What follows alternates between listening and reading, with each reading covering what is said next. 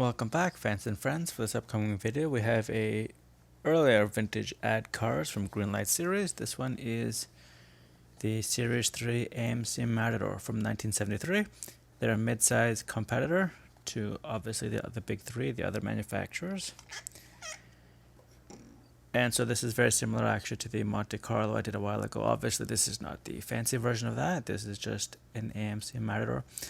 So right away I do notice the little speck there on the windshield. The side glass. There's no roof mirrors, but also I'm hoping that it comes off. Vinyl roof appears to have no issues so far.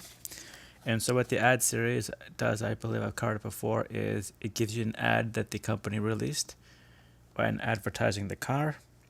And so I will leave this on for about 10 more seconds and then I will get to the back of it.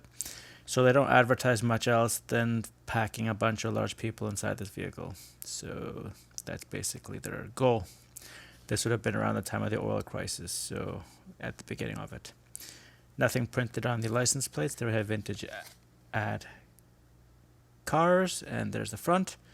I don't see too many problems. For once, the wheels look really nice and not misprinted, misshapen. 2277 is the limited edition number on the underside of the car. We can just read there. And so as with all green lights, there's the ad again. Is most of the series will have this where they put the other vehicles in the set. So I've covered, I believe, three more series down the Series 6 version of this car. The 396 anyway. And I have this one, but from a different series. Obviously, that's this one. I didn't see this one ever, so I don't have it. I have a bunch of Ford Mustang GTs, and I've covered Chevy Silverados, a bunch of them by now, just not earlier ones. And I don't know if I will. So, other than that, we have 2020 was the year of manufacture, and 227 was the day. 1456 2M. Made in China, GM, Dodge, Chrysler, which owns AMC now, took it over. And then Ford as the other licensing because they put the Ford there. So we have die-cast metal chases, 8+, sometimes it's 3+, sometimes it's 14+. I'm really hoping that the hood opens so we can take a look at the inside of the car. Usually these mid-size vehicles, I do see cutouts, but if anybody watched my 442 version of the Oldsmobile Vista Cruiser, know how sadly I was disappointed with the hood not opening. So I have now more or less streamlined the process of getting this out. Here we have it. When once again it has, this is an earlier series, a bit of spec there. Not too flashy, so it's not serious, but we can all see the little bit of an issue there. Other than that, I don't see any unevenness. I do like that on the hood. It says Matador. Does it pop open? It does not. Oh well, I guess they don't want to show us the engine. So if you're going to buy this, you're going to leave in the package, that's fine. The engine does not open. We can clearly see, like I said before, into the car. The dashboard is clearly visible. The wipers, the front seat, you can clearly see that. Doesn't appear to be any issues with the front of the vehicle. License plate is plain. I do like the standout hubcaps and the white wall tires.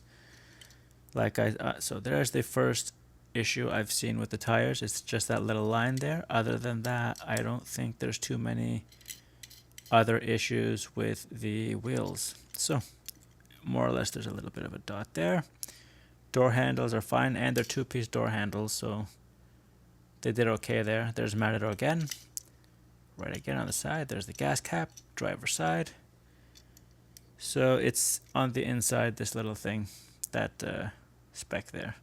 It's not a crack, it's just a piece of plastic that's left over from the forming process that's stuck to it.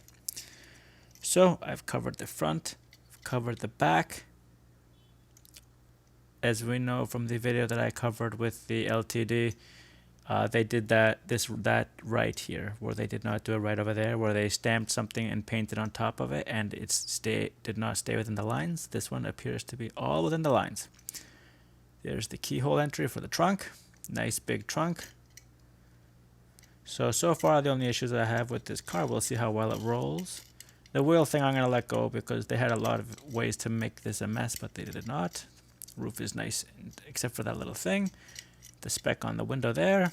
And then to the underside of the car where we can see 1970. Yeah, it says 73, it doesn't say 71.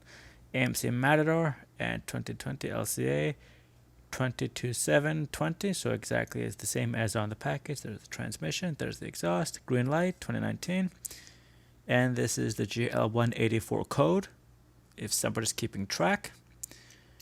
And the muffler actually goes off to the side here, but is not evident from the side of the vehicle. So other than that, I don't have too many complaints about this vehicle. Like I said, I wish the hood opened. Like it really did kind of look from inside, but I guess not. That, a little bit from the wheel, not this side, the other side. That little thing there, which is relatively minor. I mean, if the car rolls, I'm gonna give it a pass. More or less, it does okay. It does stop a little bit. It rolls. That's good enough for me. So there we have it, the 1973 AMC Matador.